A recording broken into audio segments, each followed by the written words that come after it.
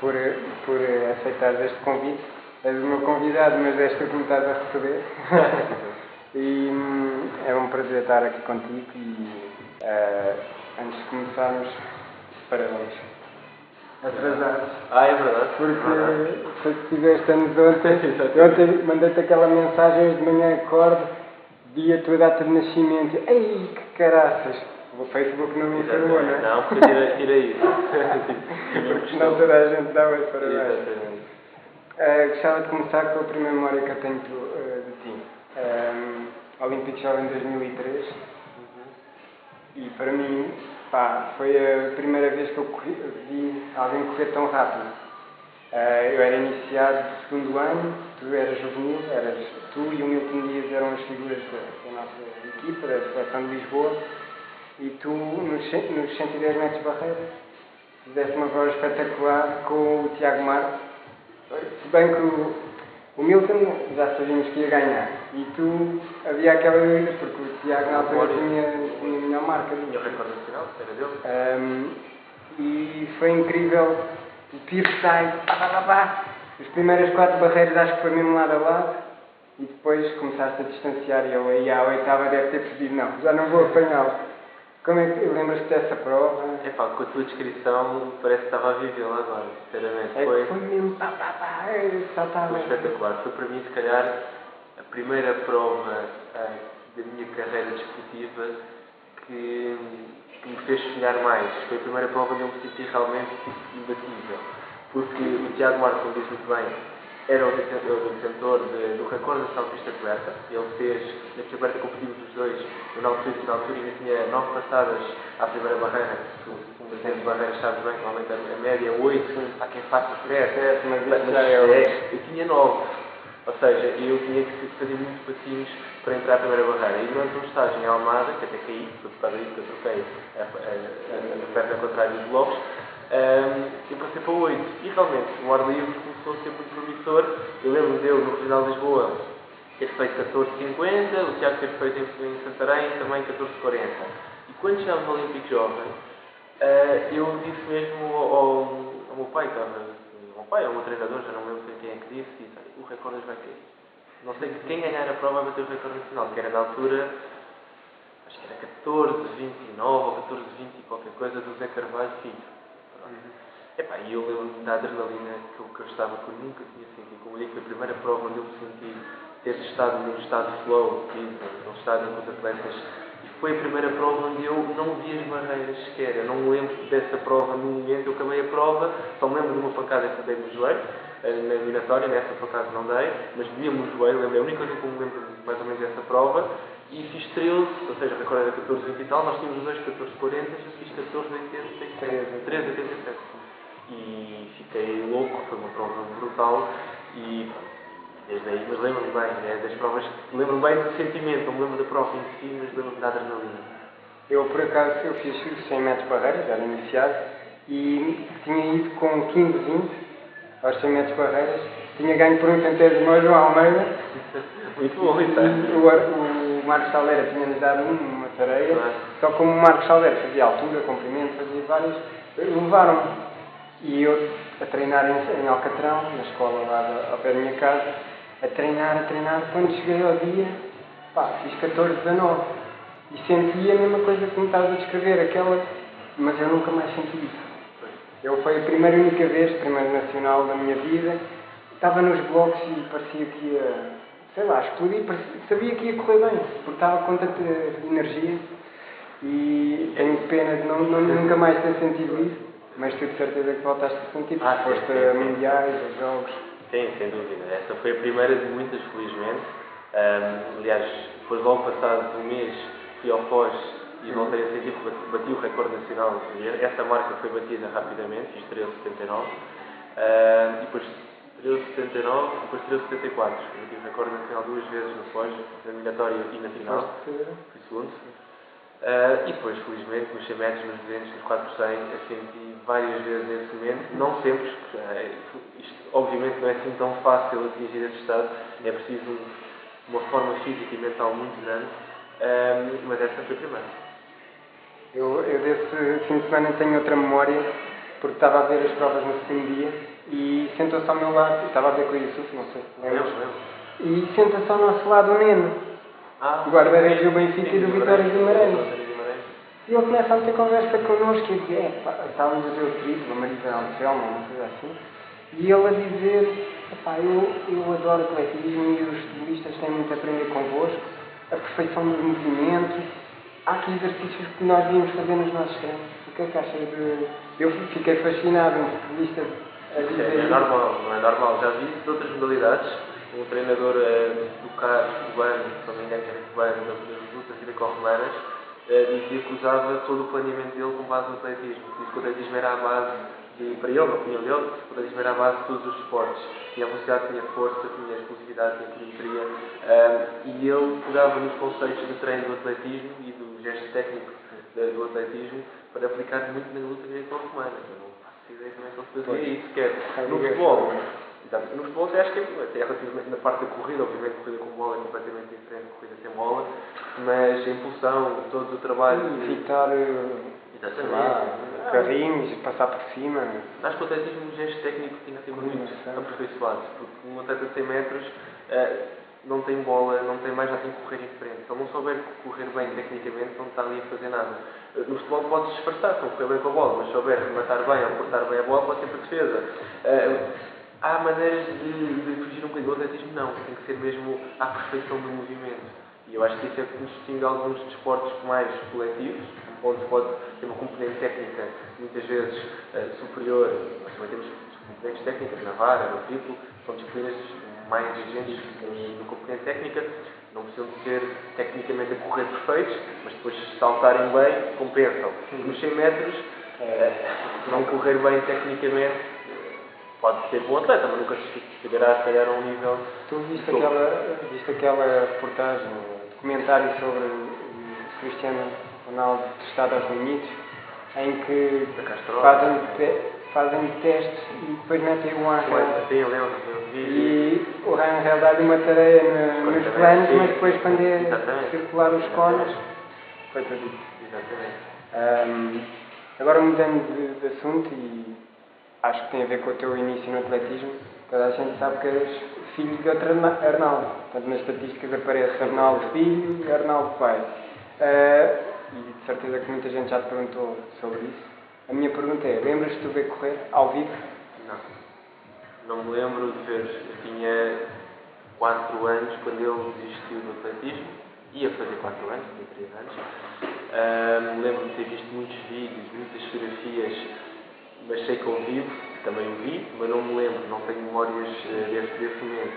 Mas os vídeos misturam-se, depois uma pessoa lembra-se dos vídeos, das fotos e das conversas, porque eu acho que cresci num ambiente muito virado para o atletismo e para o desporto. E hoje em dia ainda me vou percebendo dos valores que o meu pai me passou no desporto e estava a falar nisso há pouco tempo com numa federação que nós trabalhamos, em que falamos da cultura desportiva. O que é isto, cultura desportiva? Ou seja, não é cultura do... Não estou a falar de o que é que nós, de Portugal, sabemos sobre desporto, sabemos as marcas, sabemos quem é o Carlos Calado, sabemos quem é o Ricardo Pacheco. Não, a cultura desportiva no sentido de os atletas mais velhos, os atletas com mais experiência, passarem essa informação para os mais novos e criar assim uma cultura de desporto. Tal como o lançamento do dardo é a modalidade rainha da Noruega, da Finlândia, nós devíamos ter mais cultura desportiva do que no atletismo. E eu acho que tive muita cultura desportiva no atletismo, porque o meu pai passou-me a ensinamentos de corrida, como é que eu devia correr, como é que eu devia pensar, coisas que se calhar eu não me apercebia na altura, mas ele sempre me passou isso. Olha, tu na corrida de 100 metros, tens de correr relaxado, não vale a pena correr com força. Ele dizia-me isto ao almoço, ao jantar, não era durante o treino, estávamos a falar das vivências dele, dos erros que ele cometeu quando treinava, das coisas boas que ele foi aprendendo. Isso é cultura desportiva. Ele passou-me informação que a mim não tenho a noção da importância que isso foi até hoje. Começo a olhar para trás e penso, ele ensinou-me coisas que eu demorava muitos anos a perceber por mim e depois que eu não queria ter atingido, digo eu, e que agora tenho que ter a obrigação de passar a atletas mais novos, que não se faz. Infelizmente em Portugal, nos estágios que nós temos de setores, não pedem aos atletas mais velhos. Eu nunca tive visto um Carlos Calado, um Paulo Ferreira, um Vítor Jorge, a falarem connosco sobre as coisas que eles foram aprendendo ou com erros que eles fizeram. E isto acho que é importante. Eu acho que falta um bocadinho isto e eu acho que o meu pai nisso trouxe-me algumas vantagens que eu aos poucos fui percebendo. E então quer dizer que querias ser atleta, querias fazer atletismo desde cedo ou querias fazer Não, outra queria coisa? fazer futebol, eu era um puto típico de Português, não é? português. Eu, apesar de gostar, as conversas, atenção, que eu estou a dizer que tive com o meu pai, Isso já foi um é bocadinho mais mais velho, tarde. claro, não tinha maturidade na altura, com 10, 12 anos, a ouvir como é que ele corria. Sim. Agora, eu fiz natação, depois quis ir para o futebol, com 12 anos, fui para o Almada, jogar no Almada, e só depois, quando percebi que corria bem, chegava à bola, mas quando chegava à bola, fiquei a fazer com a bola, perguntei ao meu pai, pelas histórias todas, se podia experimentar atletismo, quase como uma espécie de autorização. Posso experimentar aquele desporto que tu tanto falas? E ele, podes, mas não és obrigado. E eu fui, experimentei salto em altura, testei, propuseram comigo, eu fui lá direto, sem treino nenhum, e saltei de frente. Ia a correr e saltava, mergulhava. Fui visado a torto e direito, não é? Como é mais um ensinamento que o desporto faz muito bem para eu lidar com a frustração. E o meu pai disse, não, agora vais experimentar, o próximo desporto que vais experimentar 60 desporto, modalidade, 60 metros ou comprimentos, coisa uma diferente. E já tive um resultado, nada de outro mundo, mas já me deu ali algum prazer fazer. E pronto, e aí fiquei com 14 anos, 13 anos, e só depois é que fui estes ensinamentos, muito mais tarde, mas o atletismo não fez parte dos meus sonhos sempre. E depois quem é que detectou que eras rápido? Foi teu pai? Foste Eu, tu? apesar de não ver o atletismo como a minha modalidade desde miúdo, como na escola de intervalos eu jogava a bola, mas desde miúdo eu lembro-me que fazia apostas na escola, na primária, com os, eu era primeiro ano, com os do quarto ano sobre a volta à escola. Tínhamos uma volta à escola, não sei quantos metros é que seriam, mas era partir de um lado, uma porta, e acabar na mesma porta. E eu fazia apostas e ganhava, e gostava, ou seja, eu comecei a pensar, calma lá, isto tinha algum jeito para a velocidade. Eu nunca fui um professor de educação física que me levou para o atletismo. Foi por mim que passei para o atletismo. Na altura fui para o núcleo de Laranjeiro e fiz várias, na altura com qualquer miúdo, fiz o triatlo, também tem peso, tem até marcha, fiz o Troféu da Nogueira, que havia em Lisboa. E a altura? A altura, o dardo, fiz tudo. Aliás, fui um olímpico jovem a nível nacional no dardo, cheguei a ir. Não podia correr, tinha sido operado a joelho, fui no dardo. Mas depois comecei a perceber que a velocidade era um ponto forte. Então fiquei nas barreiras, 100 metros e comprimento. E só mais tarde é que... E em que altura é que entrou o Pedro Agostinho na tua vida, na tua carreira, digamos assim? O Pedro Agostinho entrou no... Foi logo o teu primeiro treino? Não. Eu comecei com o Sr. Armindo. Infelizmente o núcleo só ia uma vez por semana à pista da Sobreda, o treino, o resto era em Alcatrão, como é que fizeste. E a entrada do Pedro Agostinho foi um misto de duas coisas. Eu querer treinar mais vezes na pista e ter um treinador também com sensibilidade de ter sido atleta, conhecia muito bem o meu pai, tinha feito 100 metros, e esta ligação de amizade e também de conhecimento levou-me a procurar o Pedro. Se não me engano, eu comecei com ele em 2001 ou em 2002, eu não me lembro, tenho a certeza. Acho que foi em 2002, e depois o ano de 2002 já não foi assim, tive uma lesão muscular que não me permitiu fazer grandes resultados, mas fui terceiro olímpico jovem, nacional, nas barreiras, e no ano a seguir o tal de 2003 que tu falas, que foi o salto que eu dei, assim, desportivamente a nível nacional, que eu acho que eu dei o meu primeiro salto, foi muito com o trabalho que fiz do Pedro. Treino muito a focar a técnica de corrida, muito pouco de força muscular, não fazia muito ginásio, estava em desenvolvimento. Tinha um treino, treinava 3, 4 vezes por semana e fiz esses resultados com essa qualidade de trabalho. Por isso é que eu acho que consegui evoluir com os anos, porque com o Pedro, uma coisa muito boa que o Pedro me fez foi não se carregar. Ele soube-me treinar, soube-me ensinar como é que se corria bem tecnicamente, e depois disso, quando tu puseres carga, não te vais ilusionar, e é verdade, eu nunca tive muitas lesões, porque tu sabes fazer as coisas bem tecnicamente. E isso acho que foi o melhor que o Pedro me deu até a minha carreira. E depois trocaste para a professora Anabela Leite. Isso foi na altura que mudaste para o Sporting, ou aconteceu... Foi várias mudanças. Eu entrei na faculdade, estava na faculdade em Lisboa, fui para o Sporting, já pensava também que seria necessário ter um grupo de treino, porque na altura o Pedro treinava sempre sozinho, e achei que estaria na altura de mudar a minha vida para Lisboa. E a professora Anabela Leite tinha um grupo muito bom, lembras-te? O João Ferreira, o Rui Palma, o André Destapado, o Rui Silva, tinha um grupo muito bom na área da velocidade. Depois ainda ficou melhor quando começaste a ter sucesso. Exatamente. Houve uma altura que aquilo era um grupo incrível. Não, uma altura que aquilo, e foi um grupo mesmo muito competitivo, um grupo muito forte, Era- dominávamos Sim, em termos sim. de provas nacionais de clubes, se calhar eu fazia os 100, os 200, 400, o João Ferreira, os 400, os 400 e 400 os 100, barreiras. o João Almeida e o Paulo, os 110. Sim, sim, Nós, sim. em termos nacionais de clubes, dominávamos muitas provas. Sim. Havia tantas estrelas, digamos assim, no grupo, vocês davam-se bem? Muito Ou bem. havia algumas rivalidades? Ou não me apetece fazer séries com aquele porque ele puxa-me ao máximo? Não, felizmente eu acho que nunca houve faltas de respeito, ou seja, rivalidade há sempre, e também que há. Eu sou amigo do João Ferreira, do Destapado e do Rui Silva, mas no treino, numa treino de séries, todos queremos ganhar, no treino de partidas, todos queremos ganhar. Mas é uma rivalidade saudável, acho que nunca houve faltas de respeito, nunca nos zangámos, mesmo com o Paulo, os mais velhos, o André, que chegou a treinar também com a Anabela, o Hugo Serra, estes também nos passavam mensagens de competição, mas saudáveis e sempre com bons valores. Eu acho que tive sorte nos grupos de treino onde fui calhando e o da Anabela, na altura que aquilo, lembro das barreiras, o João Almeida ainda era júnior, o Paulo era sénior e eu, sub-23, e o João Ferreira, que fazíamos treinos de provas, que era combinarmos às 5 da tarde, tem que estar prontos para fazer uma prova de 30 metros de barreiras. E aquecemos a nossa vontade, e às 5 da tarde havia uma prova, havia às vezes o João Almeida tinha que fazer com as barreiras dele, o Paulo com os 1,6 m, eu também fazia com 1,6 m com o João Ferreira, até também, não lembro na altura fazíamos 1 metro, e aquilo era uma adrenalina de prova, aquilo eram competições, e às vezes sérias barreiras também, competição sempre, era fantástico. E uma coisa que se alterou bastante desde aquele rapaz franzino até ao atleta olímpico foi o teu físico, porque tu eras fininho como eu e depois começaste a ficar grande, como nós costumamos dizer. Como é que foi esse processo? Foi o início do ginásio que não fazias com o Pedro e passaste a fazer com a professora Anabela? Possivelmente, sim, possivelmente. Eu lembro-me ainda em Osaka, eu, por exemplo, com o Nelson, nós tentamos a brincar de pesos, e eu até em Osaka tenho fotos lá e ainda estava ligrinhas, quando fiz 48, tinha 74 kg. Antes, com o Pedro, devia ter 70 no máximo. E eu acho que foi um processo, houve aqui duas mudanças. Foi o treino. O treino foi muito mais com componente de força, com o Pedro, o meio agachamento, se fazia 100 kg era bom, para o professor Anabela que fazia 280 kg, não era meio agachamento, não se pode chamar meio agachamento, mas era o quarto agachamento. E depois também uma alimentação e a entrada também na marca da Gold Nutrition. Eu tinha aqui esta questão.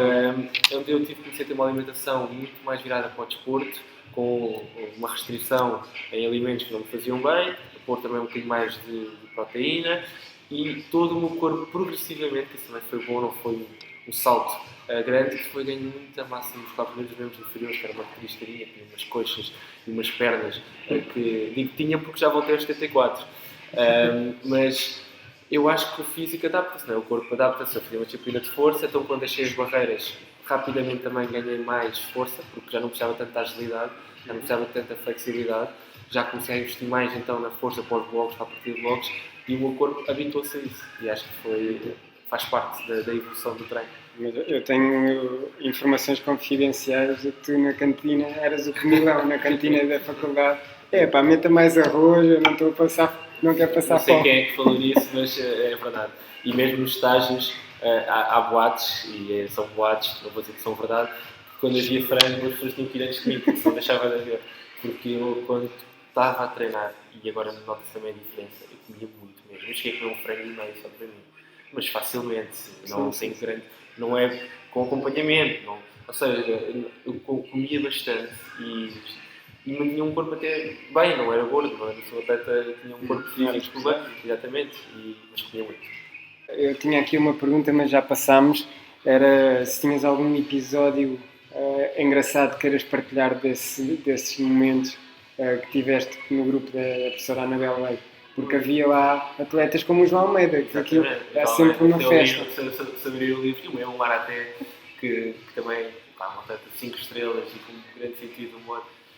Não sei, é assim, episódio, me esteja a ler. Lembro-me de uma vez, sei lá, do Lenny, João Almeida, tinha sempre coisas espontâneas dele, nem sei muito bem o que é que ele faz, e fazermos o trabalho de série de 300 metros e de repente vemos alguém cortar a relva para ir para a meta, porque sim, porque pronto, deve ser, nós ficamos tipo todos, são coisas que são muito boas, e eu lembro do ano dele também do Joga Bonito, que só ia lá para jogar a bola e vinha para o treino e depois, sempre super descontraído e realmente tínhamos episódios, mas não era só com ele, mesmo o grupo todo tinha bastante sentido de humor e sabia se divertir quando era divertir, mas também sabia treinar quando é para treinar. Eu acho que isso às vezes falta em alguns grupos de treino, e já passei por isso, onde querem imitar só a diversão, depois esquecem que um grupo de treino também é para quando é para correr, é para correr.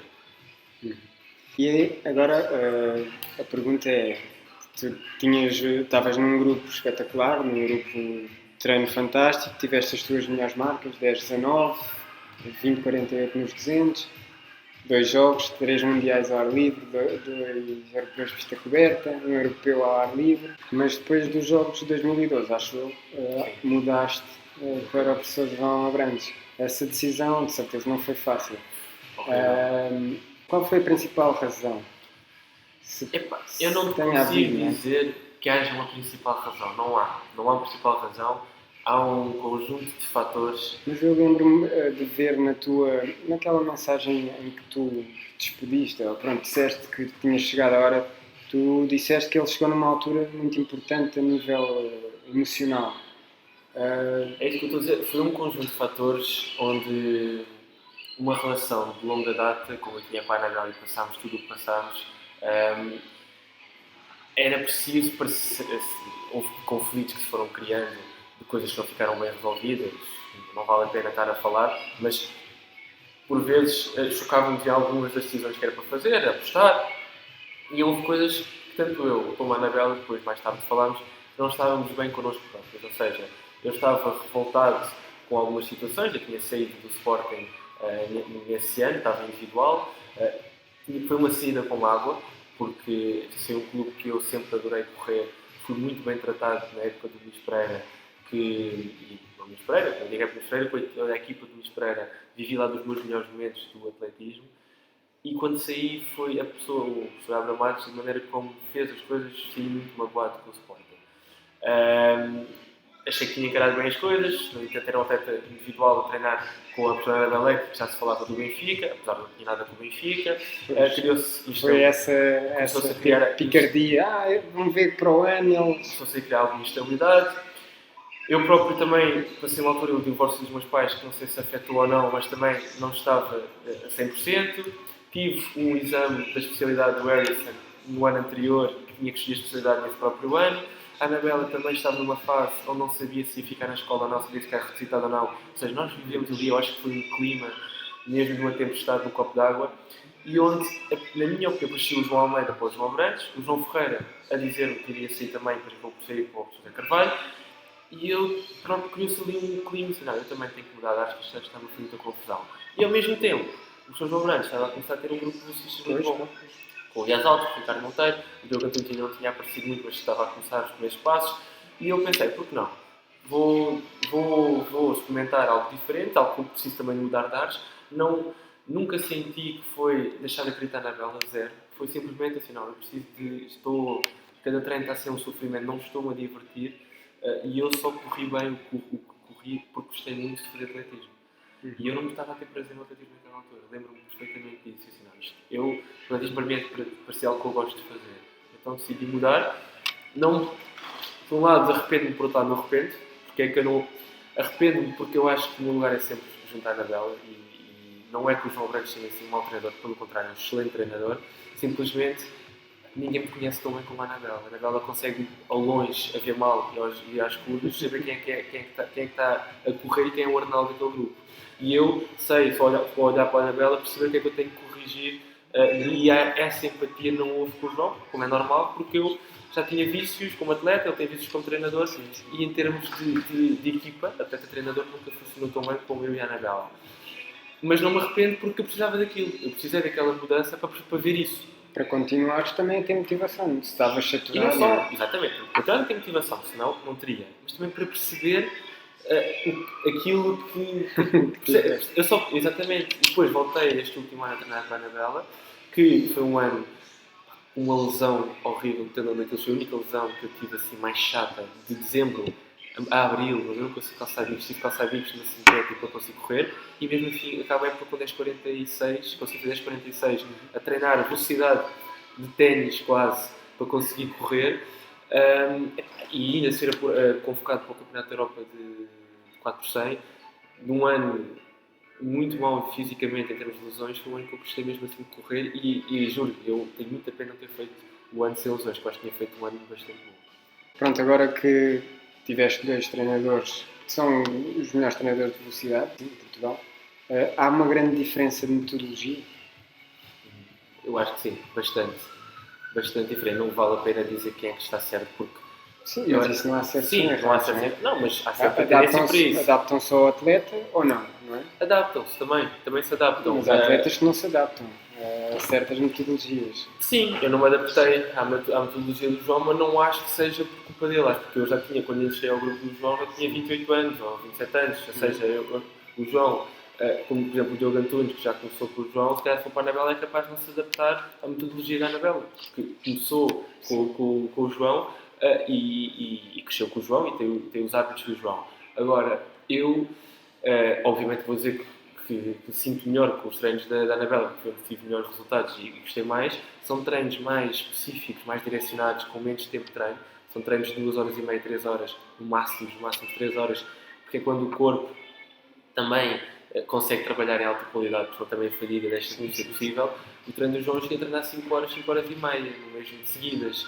E isso foi um esforço que, em cima, com o conciliar com a minha atividade profissional, exigiu muito de mim.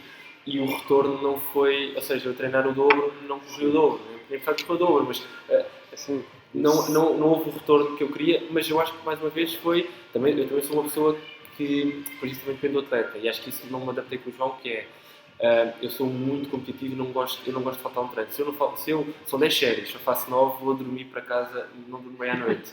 É um problema, eu sou demasiado perfeccionista, gosto de cumprir tudo ao máximo, e o João gosta de pôr treino e também não sabe me dizer para parar. Então juntou-se a fome com a vontade de comer, digo-se muitas vezes. Juntou-se alguém que gosta de dar treino, que gosta que os atletas deem o máximo, e alguém que gosta de dar o super máximo. Se só 10 séries, se fizer 12, é fantástico. E houve períodos em que eu estava completamente esgotado. Pronto. E a Anabela conseguia-me ler um bocadinho melhor e mandar-me parar nas alturas que era para parar. E eu acho que há aqui um valor que eu aprendi muito bem, que é o descanso é tão importante como o treino. E eu fiz isso melhor com a Anabela do que com o João. Por isso, mais uma vez, fui eu que também não me consegui adaptar, não meto as culpas nada com o João. O João tem outros atletas que conseguiam gerir isso bem. É característica, é a relação atleta-treinador, que eu acho que isso sim é que faz a diferença. A comunicação entre eles, o atleta passa. Há uma frase muito gira, o meu pai uma vez me disse e nunca mais me esqueço. Ele me disse: sabes porque é que eu vivo agora aqui no Expresso? Sabes porque é que dizem que o Schumacher é o melhor piloto da Fórmula 1? E eu, é muito bom nas curvas e sabe travar na altura certa. E ele, não, nada disso. Nada disso. Preparação. Não. Ele disse que é o melhor piloto da Fórmula 1 que sabe dizer ao mecânico o que é que o carro precisa de ser afinado. Ele tem a sensibilidade de dizer, olha, o carro não está bem ali, na curva, não sei muito bem, acho que é preciso uma afinação aqui. E é isto que nós às vezes temos que fazer com a treinador. Eu acho que vi qualquer coisa sobre isso. O atleta tem que ser, um bom atleta também, não é só o que corre muito bem, só treinar, mas tem que saber dizer ao treinador, muitas vezes, quando lhe dói alguma coisa, o que é que ele sente. Eu estou-me a sentir preso, estou-me a sentir pesado, estou-me a sentir que não estou a conseguir correr com passada ampla. O atleta que saiba falar ao treinador, o treinador saiba ouvir, ou seja, esta comunicação é muito importante. Okay. Vamos passar àquela parte em que tu és uma referência, que é o atleta que teve sucesso e que conseguiu conciliar com um curso académico dos mais difíceis, medicina, e depois a atividade profissional de médico, que não é uma coisa fácil, não é?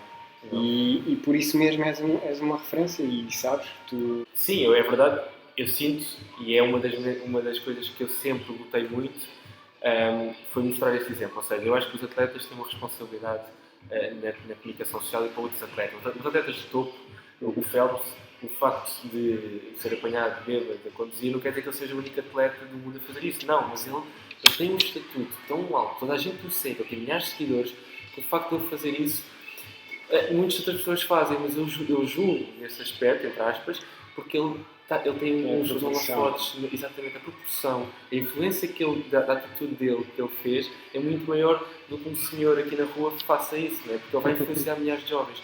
E eu sempre senti esse peso, eu senti, ok, Eu sou atleta, não tenho a imagem do Phelps, nem de longe, mas há os poucos que olham para mim e os que estão dentro do mundo do atletismo, quero que eles tenham um melhor exemplo de mim.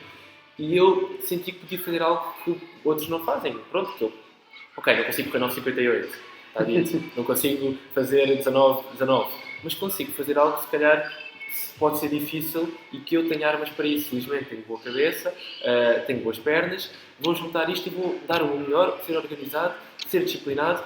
Eu cheguei no cara a estudar domingos inteiros seguidos para isto. Obviamente que isto não foi fácil, mas é se calhar uma das minhas maiores vitórias ter conseguido conciliar o que eu fiz em termos desportivos e o que eu fiz em termos académicos.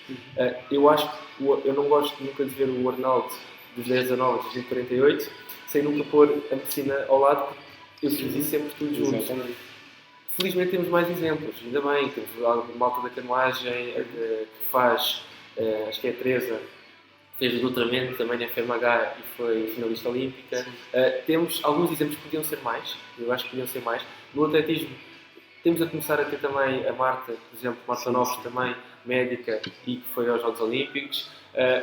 Eu acho que esses exemplos mostram que é possível.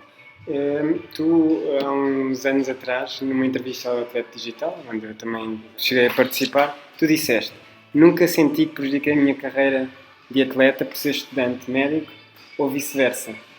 E essa também é uma mensagem que tento sempre transmitir. Continuas a achar isto? Continuo até os últimos 2 anos. Tá? Ou seja, quando deixou de ser a parte académica, passou a parte profissional, custou mais. Ou seja, eu, na altura que falei, eu acho que estava na faculdade ainda, estava na universidade. Sim. E aí, eu acho que foi brutal, foi um complemento. Eu acho que eu só corri, eu digo isto muitas vezes, eu acho que só corri muito porque estava a estudar medicina que me dava muito prazer. Eu lembro uma vez de ter uma lesão, uma ruptura muscular, e não podia treinar, e as minhas notas desceram. E eu fiquei, mas como é que é possível? Tenho mais tempo, eu venho para casa e tenho o tempo todo livre. Só que eu distraía-me. Eu, tinha treino às 5 horas, não tenho, então vou ver um filme. Exatamente. Lia uma página, em vez de ler uma página e decorar, não, tinha que voltar à página, o que é que eu li, pá? E não tinha a mesma concentração. Eu quando tinha um treino às 5, eu chegava a casa às 2, eu só tinha 2 horas para estudar. Eu lia uma página e ficava, eu tinha que ficar, porque eu não tinha tempo, porque não podia dar ao luxo. E isto favoreceu-me. Eu sempre disse isto, não achei que me prejudicou. Mas há coisas na vida de um jovem adulto sim, que perde. As festas académicas, isso não fui. Saídas à noite, não fui. Mas isso não é a carreira. Eu optei. Sim, mas isso as pessoas dizem, eu perdi. Mas há outras pessoas que não acham que não perderam porque simplesmente não as queriam ter. Não, nunca fez parte de mim querer. E atenção, eu fazia nas férias. Ou seja, eu acho que há tempo para tudo, claro. E há timings para tudo. Às vezes há semanas de descanso que eu. Há uma semana de descanso, não treino 2 dias. Boa, vou sair um bocadinho. Mas há que saber gerir, não querer tudo.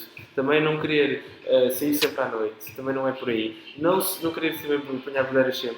Não querer treinar sempre, mas também não querer estudar sempre. Se souber haver uma harmonia que depende de pessoa para pessoa. A minha harmonia era treinar e estudar e, de vez em quando, sair à noite com os amigos. Há outros que gostam, é ao contrário, que gostam de sair à noite, é que é a prioridade principal. Quando puderem treinam, quando puderem estudam. Atenção, não há certos nem errados. Essa pessoa há de ser feliz dessa maneira. Claro, a vida trata-se de decisões. Exatamente. Esta foi a minha decisão e eu sou muito feliz com ela. Adoro aquilo que conquistei e fico muito orgulhoso quando tu dizes que serve de exemplo. E eu acho que fico mesmo, é das coisas que me faz mais feliz esse tipo de exemplo e não dizer, olha, que tu fizeste 10 a 9, também gostava de fazer 10 a 9. Pronto, ok, mas 10 a 9 muitos fazem. Em Portugal não tantos, mas no mundo fazem. Em Portugal 3 fizeram, além de mim. Foi o Francis e o Carlos Calado. E as altas. Agora 16. Por isso, eu sinto que o meu pai teve uma geração um bocadinho diferente. Por um lado, deu-me uma competição muito grande, correr com o Ias Alves e correr com o Francis. Ter atletas desse nível puxou-me mais, mas obviamente que não é que tenha passado um bocadinho despercebido, acho que não. Mas os 20,48, se não houvesse ali com ela, era um recorde nacional por 3 décimos, era recorde europeu. Até o Hortelano bater o recorde europeu, o recorde ibérico, se não fosse o Hortelano. Por isso, era uma marca de grande peso que nunca foi recorde nacional. É o único mágoa que eu tenho, é de nunca poder ter um recorde nacional de cenas sem ser na estafeta. Porque é impossível, com o Bicoel. Sim. E é pena o recorde nacional não ser 19,90. Porque o recorde nacional é 20,01. 20-01. Foi pena. Ao menos que Ao menos baixasse que para os fosse 19. 19, o 1984 dele de Nigeria.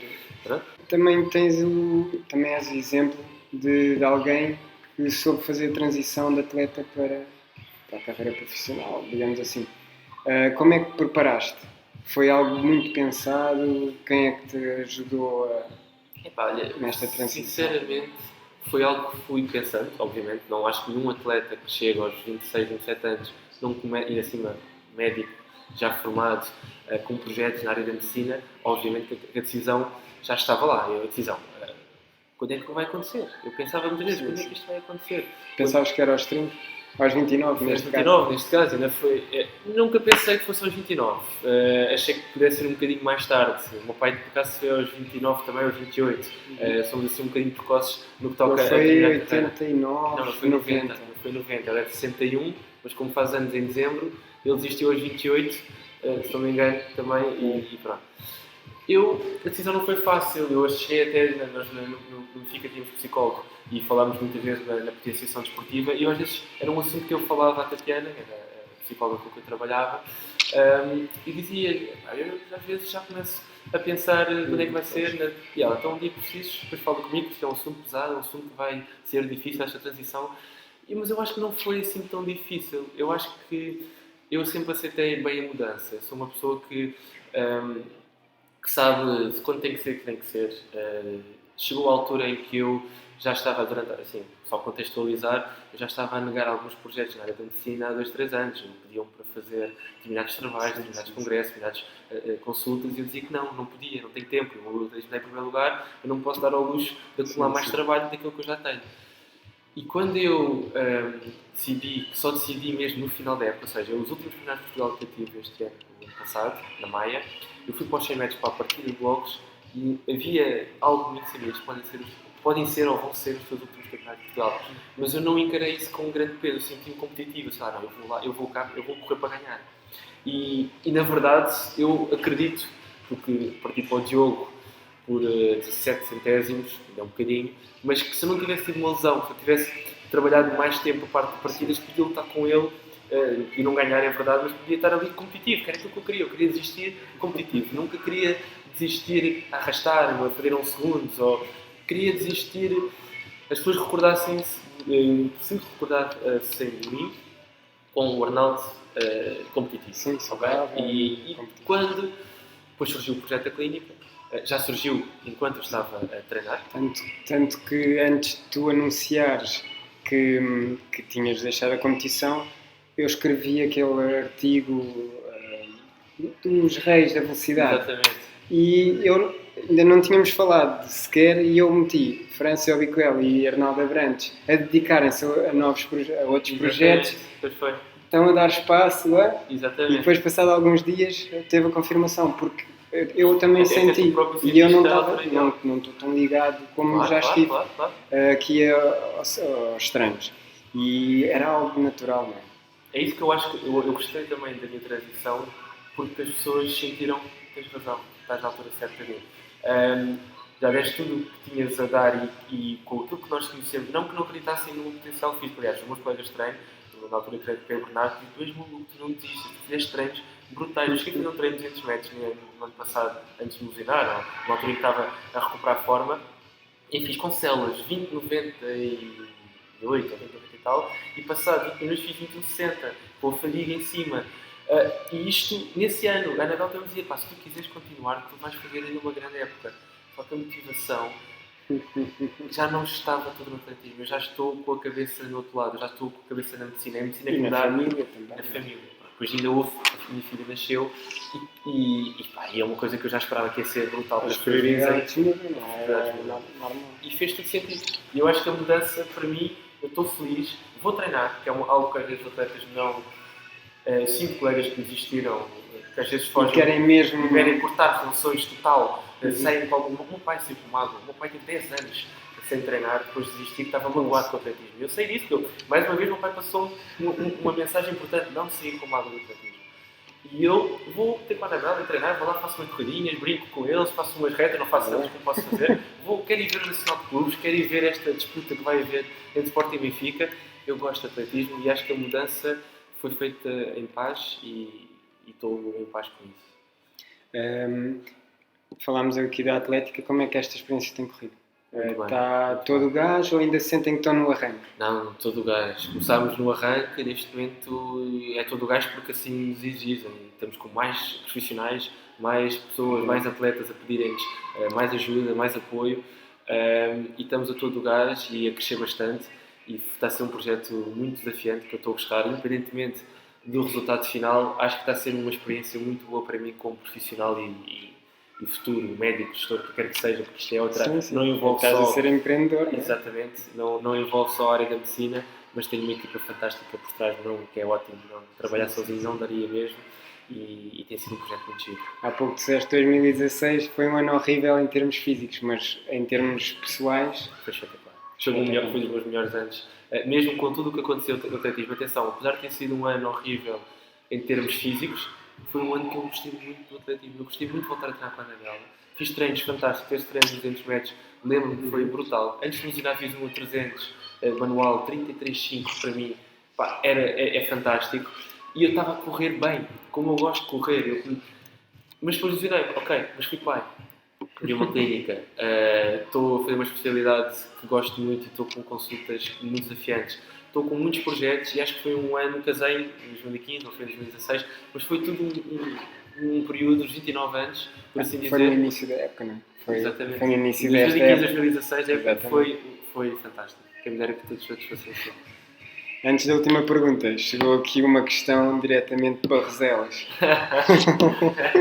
Achas que vai ser possível termos o Arnaldo Abrantes nos Jogos Olímpicos em 2 papéis diferentes? Já estiveste como atleta, agora como médico e como treinador. Ui. Senhor Hélio Gomes. Não me atrapalha. Só para dizer, Hélio Gomes, grande abraço. Tenho umas saudades. O melhor companheiro que alguma vez tive no CAR e que me ajudou muito nesta tarefa de conciliar atletismo com medicina. No fundo, não se pode esquecer, porque respeitava muito o espaço, o descanso e o estudo. Se eu estava a estudar, zero de barulho. Se eu deitava mais 2 da manhã para estudar, não se notava por ele sair. Era impressionante. Foi um colega do quarto. Hélio, grande abraço. Eu fui como atleta médico, ou seja, já era médico. E tinhas ido como... E fui como... convidado. Exato. Um ano fui atleta... Eles chamam Centro de Olímpico. Aquilo é uma aldeia olímpica para jovens, onde vão jovens esportistas com talento, e naquele ano abriram, foi muito bom, atletas estudantes. Com a Liliana, não é? Fui com a Liliana cá e fui com o Marcos Freitas, no ténis de mesa. Sim, Eles os dois nomeados como atleta de qualidade, pelo desempenho que tinham feito. Aliás, ganharam ao Milton, sobressaíram-se ao Milton, porque foi um masculino e um feminino. E a mim abriram uma categoria nesse ano para o melhor atleta com desempenho escolar. E mais uma vez isso abriu portas. Ou seja, pude conquistado por mim, obviamente, mas foi um mérito desse esforço. Exatamente. Depois, como médico, é um sonho, uma paixão. Não sei quando é que vai ser, mas um dia, nem que vá como voluntário, gostava de ir a uns Jogos Olímpicos como médico. Como treinador, se estivesse a precisar de um treinador, não de alguém que tire os tempos. Mas olha, 2020 é para irmos. Fica aqui a promessa, se o Hélio Gomes for aos Jogos Olímpicos que vai, em 2020, certezinha, aos 1500 metros. Em 2012 foi por pouco, e 2016 por pouco. Eu acho que ele é dos atletas que mais merecem aos Jogos Olímpicos, e se ele for, eu vou lá tirar-lhe os tempos. A sério, eu vou lá, fazemos umas séries, até te puxo uma série. Tenho que treinar um ano antes para lhe puxar uma série. Mas pronto, acho que sim, é um dos meus sonhos ir como médico. Acho que é assim. Mas como treinador? Não faz parte de... pensamento. Não acho que eu gosto de deixar as tarefas para quem sabe. Eu acho que não me devo meter nessa área só se tirar formação. Exatamente. Não tenho formação para isso. Acho que há muito bons treinadores que fazem esse trabalho. Também acho que não fazia sentido um treinador ir como médico. Acho que também não me quero meter nessa parte. O meu pai nunca se meteu, por exemplo, nunca me treinou. É uma pergunta que toda a gente também já me faz. O meu pai nunca me treinou. E depois foi o colega de estafeta olímpica que te treinou. Exatamente, mas tem um curso de treinador e ele sabe também perceber. Não, eu não sei isto, tem que ser alguém que saiba. E eu acho que também me sei colocar no lugar. Só se a Diana, a minha filha, um dia quiser ir aos jogos, não tiver treinador, eu vou com ela. Olha, por acaso... Falta essa tarefa. Por acaso, quando saiu aquela notícia na bola em que tu disseste que ias acabar a tua carreira desportiva, o título era A Minha Filha Pode Ser o que quiser. E foi nessa altura que eu ouvi uma entrevista com o Darren Campbell a dizer que está frustrado com o atletismo, com o estado do atletismo, com os casos de doping, e a dizer: eu estou tão chateado que eu estou no atletismo desde os meus 8 anos e digo aos meus filhos para fugirem do atletismo. Não, eu felizmente acho que o atletismo trouxe muita coisa, mais do que os títulos, mais do que os recordes, as experiências que eu vivi no atletismo, os estágios, as competições internacionais, o espírito de entrar numa câmara chamada com uma equipa de estafeta, aquela tensão que há no final do Campeonato da Europa que eu participei em 2010, em 2012 não estive na final, mas estive no aquecimento, em 2014 estive na final, por isso estive nesses ambientes que é fantástico, isso não se troca, não se paga. Uma pessoa pode ter 1 milhão de euros e dizer: olha, o que é que foi os 100 metros nos Jogos Olímpicos? Não consegue. Essa experiência... Só se for uma seleção assim do Tuga ou... Sim, foi convidado, mas afinal, pronto, e aí 100 metros... Sim, afinal não. Pronto, esse tipo de provas, é preciso ser alguma...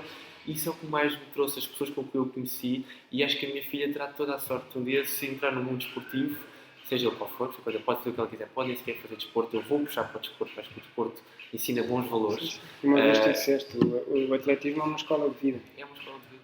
Aprende-se a chorar quando se corre mal as coisas, e isto na vida acontece isto. A vida dá-nos também traçoeira, acontecem coisas que nós não prevemos e que temos de contrariar e que temos que lutar por isso, também dá-nos prazeres brutais. Eu sou a rir, chora de felicidade. Há lesões, há amigos que conhecemos, há tanta coisa que se aprende no desporto que eu acho que é sem dúvida uma escola de vida.